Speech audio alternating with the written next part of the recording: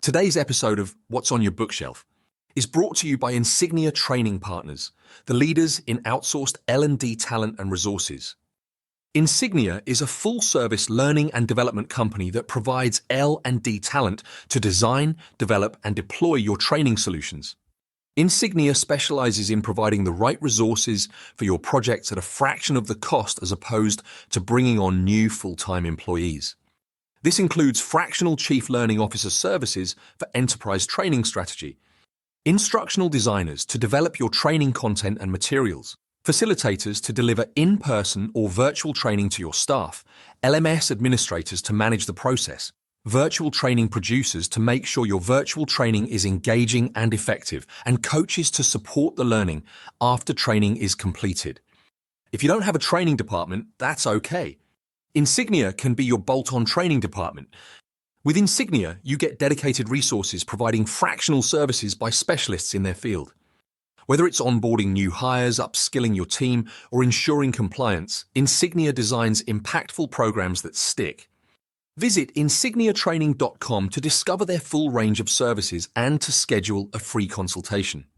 Insignia is your partner for training success.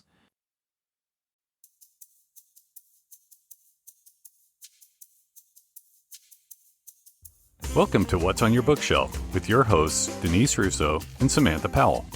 Hi, everyone. Welcome back to another episode of What's on Your Bookshelf. This is a life and leadership podcast where we are living out loud the pages of the books on our bookshelves. My name is Denise Russo. I'm here today with my co-host and friend, Sam Powell. I am super excited, happy, encouraged, and really looking forward to this next and last book for 2024. It's one of my favorites. It's Intentional Living by John Maxwell. Sam, I'm so happy to be here with you today. Yeah, me too. I'm excited about this book. You've read this before. You've lived this one out loud in your life. This is the first time I'm reading it. And so I think this is going to be a really fun exploration. And we mentioned this in last week's episode, but I think that this is really going to be a nice capstone to the happiness year, because I think it helps us take everything we've learned from what makes people happy, how happiness works, how you can implement that in your life, and help you really be, no pun intended, intentional here, right, on how to move into this life of, John calls it a life of significance, right? And I like to think of it as in this year of happy significance, right? Significance that matters to you, happiness in the day-to-day activities that you do, in the life that you live. And, if I could give anybody a gift, it would be that, right? That they are happy and feel like their life is meaningful in a way that's unique to them. I like what you say about unique. We did a retreat together, you and I, last year called Your Signature Story. And it was about how people could really craft their conscious awareness of their passions, potential, and purpose in life. And anything that was incongruent, how to be not only aware, but how to make changes. And we saw significant changes in some of our participants that went through that. And a lot of that is foundationally what John teaches in this book that we're going to go through together now till the end of the year, which is that he says in the back cover of the book that I believe that no matter what plot each of our stories may follow, deep down, we all want one thing. We want our lives to matter. We want our stories to be of significance. Nobody wants to feel like the world wouldn't miss him if he never lived. And so he starts out the book by saying, what is your story? And so as we walk through this together, our story is our story. My story is not the same as Sam's story, and your story listening is not the same as our story, but everyone's life can be a great story. And I thought it was a beautiful way for him to start this book by suggesting that if we take the time and think about the story we've crafted, no matter how old you are on this phone or this podcast, or how many years left you have living on this spinning globe, your life can be a great story. So what is it that you need to do to look back, be present, and look to the future and take some actions? Yeah. And the way he's got this book set up is there's a couple chapters of introduction, which we'll talk about today, but it's your life being a great story and why good intentions aren't enough. And then he walks through this 4-step kind of formula that he's found as he's helped people, as he's lived a life of intentionality, that I want to make a difference. 1, 2, doing something that makes a difference. 3, with people who make a difference. And 4, at a time that makes a difference. So as we explore this book, we're going to talk about the, introduction concepts of the story, which I agree with you is a beautiful way to start this book. And then we'll spend some time on kind of each one of those topics that he covers. But I couldn't help but just love this first chapter about your life can be a great story because of your signature story retreat, right? Because we walked people through this. We did a lot of this, these activities as we did the retreat, because he starts off with the question of what is your story, right? And look back at your life, right? Look back at how your life has unfolded thus far. And again, it always reminds me of the quote from Atomic Habits of you should be far less concerned with your current position and far more concerned with your current trajectory, right? So it's like, but that reflection of how did you get to where you are, but where do you want to go and what kind of story is going to get you there? And I just thought that was a beautiful concept and I loved it, especially because we've done this with people. We've walked people through this thought process. And it's like you said, it's a beautiful thing to watch unfold. And I really hope that as we go through this book, that people walk through this journey and walk through this with us, because I think it's one of those, it'll change your life if you do it, right? It'll make it be a life of purpose that you're looking for and a happy life of purpose. I was talking to a client this morning and he was sharing just how things are going for him in his current career. And he's sort of on the younger side of his career journey. And he said, everything's fine at work. I like the people that I work with. I am good at my job, but I don't really feel like I have like this sense of caring about the thing that I represent. He said, I don't not like the thing I represent, but I don't really think that if you were to give me a list of 10 things I want to spend my time learning about on the weekend or in my free time, that the 11th thing would be the thing that I have to do every day during the 5 days. And one of the things that we were talking about together was, well, then what are you going to do with intention about it? Because you have 5 days a week that you're investing in this role.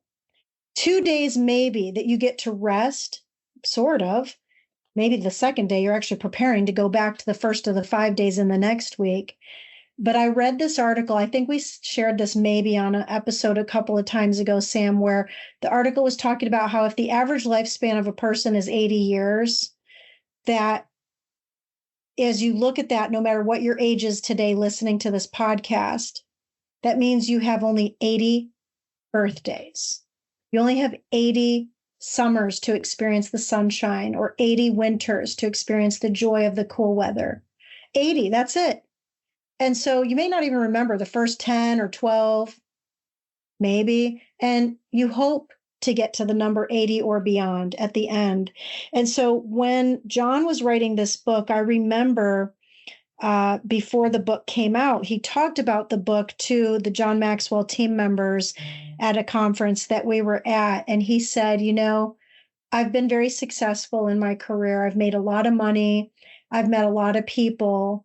But he said, it wasn't until I tasted significance of helping other people get what it was that they wanted out of life that I realized that until you taste significance, success will never satisfy. Or when you taste significance, then success can never satisfy you anymore. And so this book is really based around the idea of this isn't about chasing a bigger title, more money, a bigger car, a different lifestyle. This is about just looking at your life and what your story is. And he says in the beginning of the book, to be significant, all you have to do is make a difference with others wherever you are, with whatever you have, day by day. And to your point, he's like a living example of Atomic Habits in James Clear's book as a human living example of this. Yeah.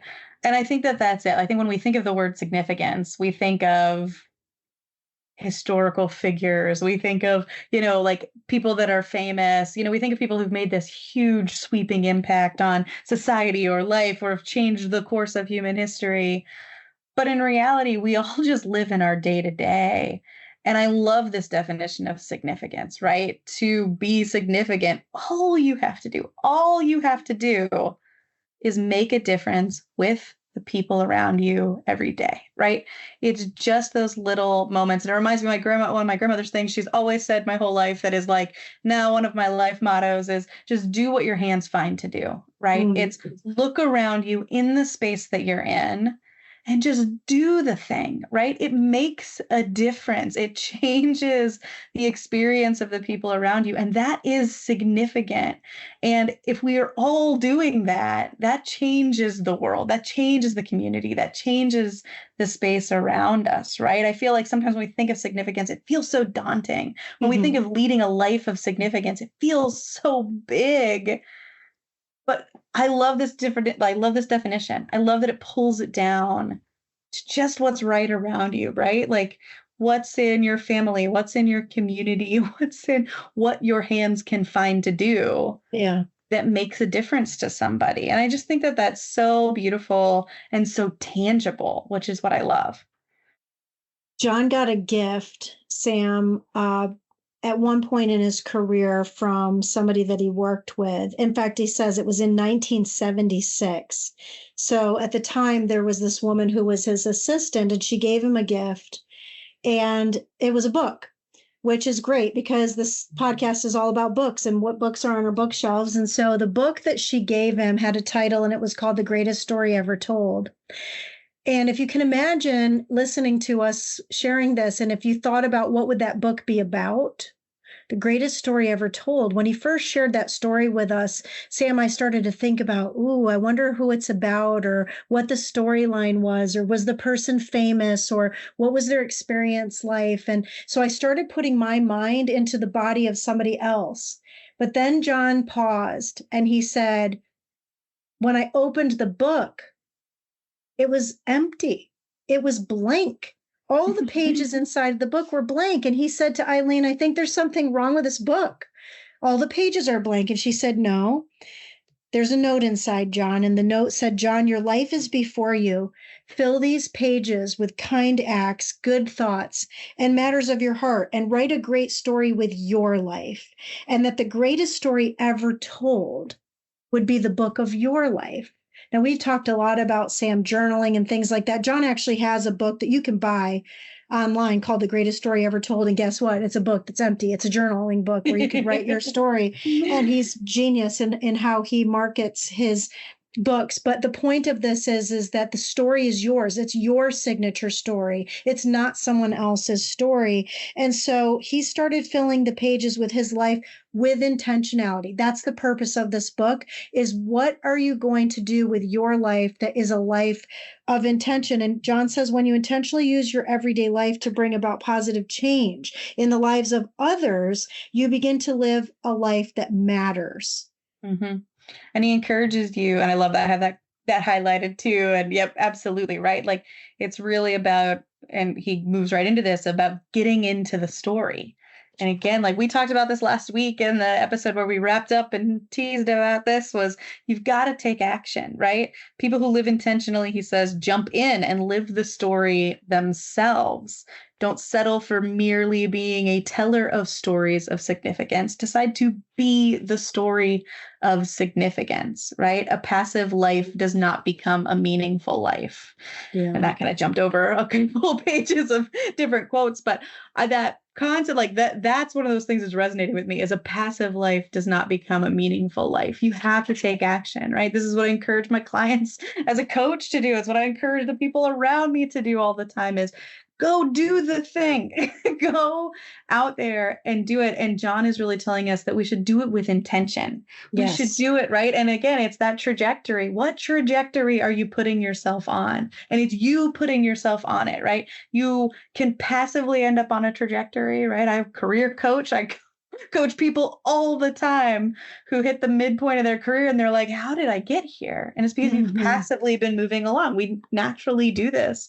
And then I think as you round into like, I don't know, towards that second act, and people like to say there are 3 acts in your career. So it's like kind of a third of the way through, you realize I want to take some control of where I'm headed. I want to take control of my trajectory, right? I've been on the corporate trajectory they put me on, and I've passively been going along the ride, and I learned a lot of things, but now it's my turn to be intentional. It's my turn to do this. Like, I think we all go through a phase in life of this, at least one, but probably multiple, where you're going, I've been running the hamster wheel. I've been taking a lot of action, but that action isn't necessarily steps towards something. And so this is the encouragement is let's get down to it. Let's get in the story. And, he says, he gives in this first chapter, like how to start writing your significant story. And it's put yourself in it. You've got to, get in there and, know what he says, no one stumbles upon significance. Step 1 is get yourself in the story. Yeah, there's a really old quote, probably more than 2,000 plus years old, that says, where your treasures are, there your heart also is. And so you have to think about what's important in your life. Let's say, take that example you were saying about the 1/3. As you're starting out in your career, there's certain things that might be important to you. Maybe it's that you're trying to establish yourself, or you're trying to get associated with a brand, or maybe you're just trying to get enough money to get out of your parents' house or your apartment and get into a place where you can start that second chapter of your life and maybe even build a family or whatever it might be. But what happens when things shift? You can look at it through the lens of Ikigai, which we taught about 2 years ago when we started this podcast, which is look at the things that you're good at, that you also love doing, and the types of people you like being around, and doing things that actually matter at the end of the day, so that you're not that person that's just spending 5 days a week waiting till Friday and dreading Monday. Right. Life is worth so much more than that. But this book also talks about how if you see things that are even beyond just the mundane, if you see things that are unjust, do something about it. There's this beautiful song by an artist and songwriter named Matthew West. The name of the song is called Do Something. And maybe, Scott, you can put a link into the show notes of this song. But what Matthew says in the song is that I woke up this morning and I saw a world full of trouble now. And I thought, how did we ever get so far down, and how's it ever going to turn around? And so I turned my eyes to heaven and thought, God, why don't you do something? Well, I just couldn't bear the thought of people living in poverty, children sold into slavery. The thought disgusted me. So I shook my fist at heaven and said, God, why don't you do something? And he said, I did. I created you. And so then the chorus of the song says, if not us, then who? And if not me and you, right now, it's time to do something. And it goes on, but it basically is saying that if you do not live your days with intention, you have 24 hours a day, the same amount of time that the most wealthiest people in the world have, and the poorest people in the world have, the most successful people in the world have, and the most unemployed people in the world have. We have the same amount of time every day. What are you doing with your minutes, and how does that matter? How much time are you spending looking and scrolling through other people's stories online, or watching TV and watching fake stories that somebody else wrote, versus living your own story? So this book is really about your story. And if your story isn't as meaningful or significant or compelling as these things that you're seeing online, or that you're seeing on television, or that you're imagining other people have when maybe that's not their truth, then you can change it. This book is about changing something about where you are right now to get to somewhere you want to be. Yeah. And I like that he says in this book, he says, not everything that we face can be changed, but nothing can be changed until we face it, right? So it's get into the story. And then he's encouraging you to put significance in your story, right? Like, don't just get into your life and like haphazardly do anything, but put something significant in there. What is the impact you want to have? Even if it's just around, again, just the people around you, just that is significant. That changes the lives of the people around you, and that's meaningful. And then he encourages you to put your strengths in your story, right? To really lean into that. And we talked about that a couple episodes ago. I think in the last book about, leaning into your strengths and leaning into the uniqueness that is you, that makes that, that makes that really beautiful, right? And I love that he was talking to Jim Collins, who wrote the author of Good to Great, which is a book I really do like. It's got a lot of good stuff in it. So if you are a leader, it's a book you should read. It's got to be a required reading for you, for sure. It was in my very first leadership development program. And he was talking with Jim, and Jim told him there are 3 questions you need to ask and answer to test your readiness to be a catalyst for significance. And the first one is, can you be the best in the world at what you do? And John says, can you be the best in the world at using the unique skills? Maybe, maybe not, but can you be the best you in the world at using your skills? Absolutely, right? Can you be the best you in what you do, right? Someone will resonate with that. Someone will need that as a guidepost. The second question is, are you passionate about what you're doing, right? Is there this fire in you? Is there some kind of impact you want to have in the world? And that's very unique to you. The impact that I want to have should be different than the one you want to have, because together that's 2 really great, significant impacts, right? And if we all have that, that's 7 billion. What are we at? How many billion people in the world are there now? Think about what that would look like if we were all working towards these unique impacts. And are you passionate about it? And does this something that lights you on fire? Do you care about it?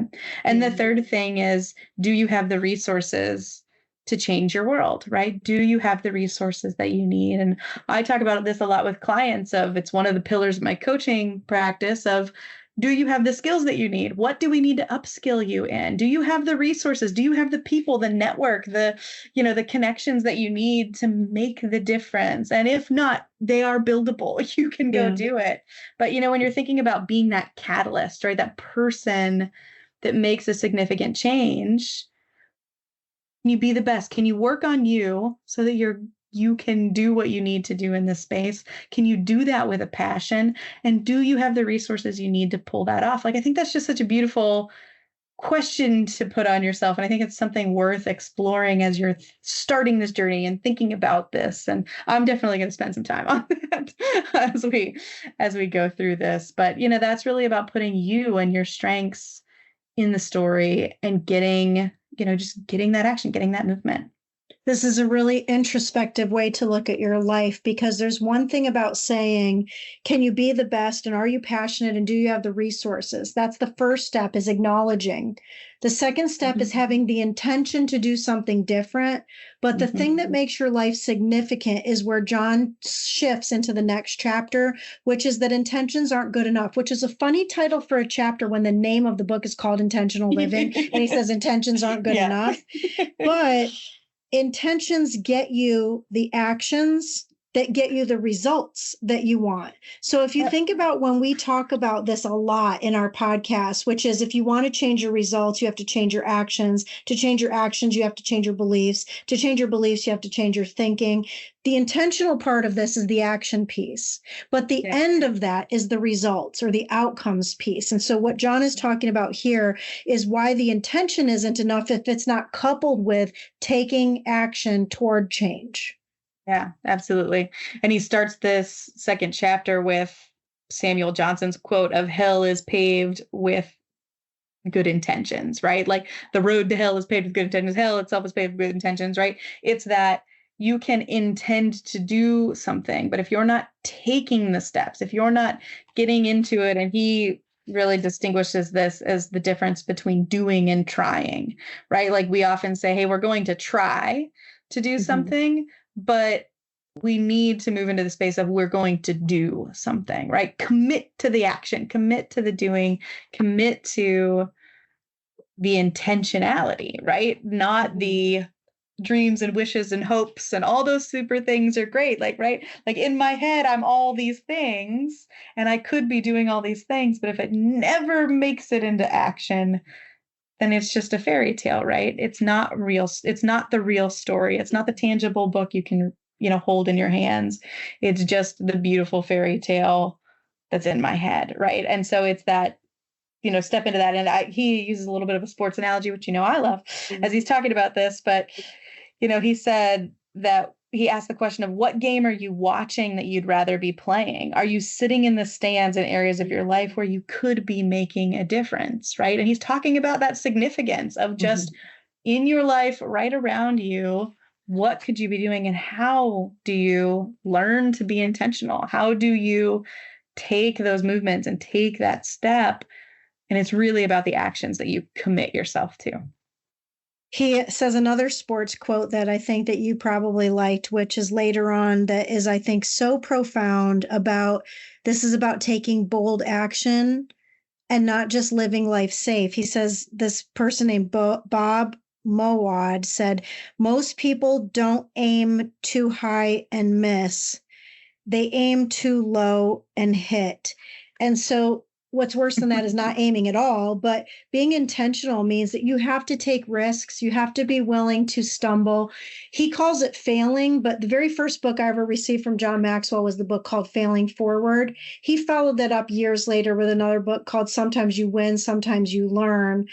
I think you win in all of it. It's just that sometimes when you're learning, it feels uncomfortable, but you still win something from the learning. And so this is around trying and doing and taking that action that we're talking about. So when we get together again next week, what we're going to do is move into the first piece of this, which is acknowledging that you really want to make a difference. Now, if you're listening to this podcast and you don't want to make a difference in life, then you probably shouldn't come back next week, because this is about wanting to do something different and wanting to make a difference, even in starting something small. So that's where we'll start off again next week. Anything that you want to close us out for today, Sam?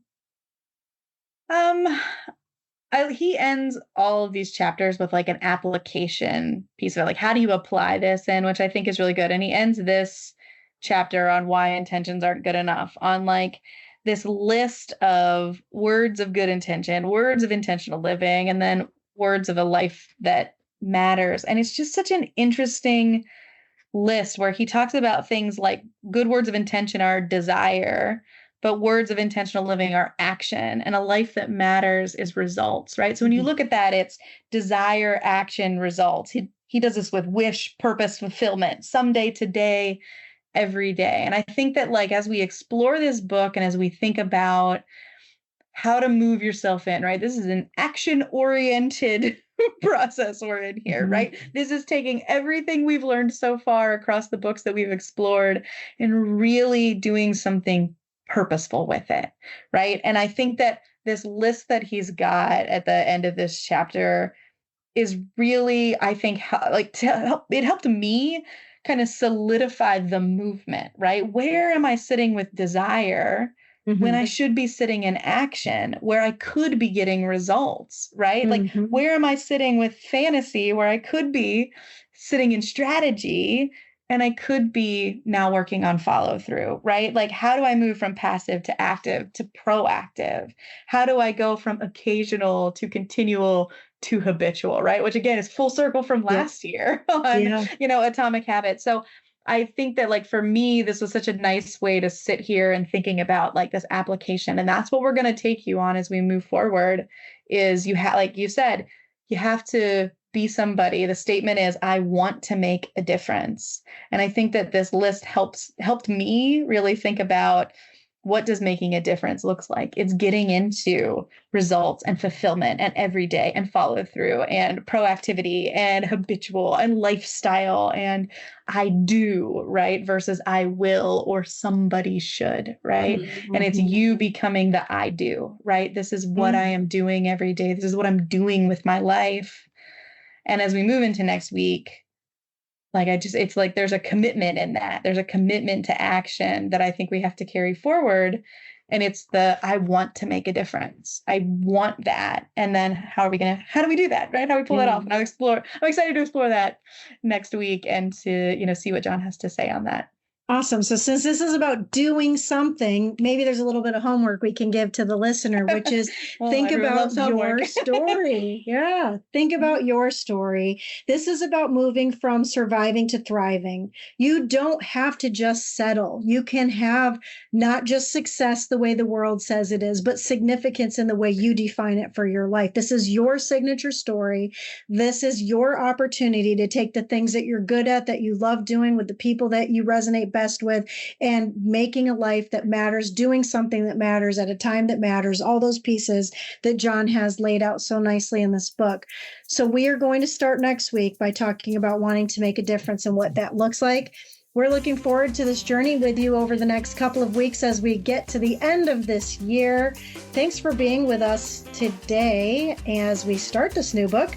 My name's Denise Russo, and on behalf of my friend Sam Powell, this has been an intentional day of talking about another book that's on our bookshelf. See you next time.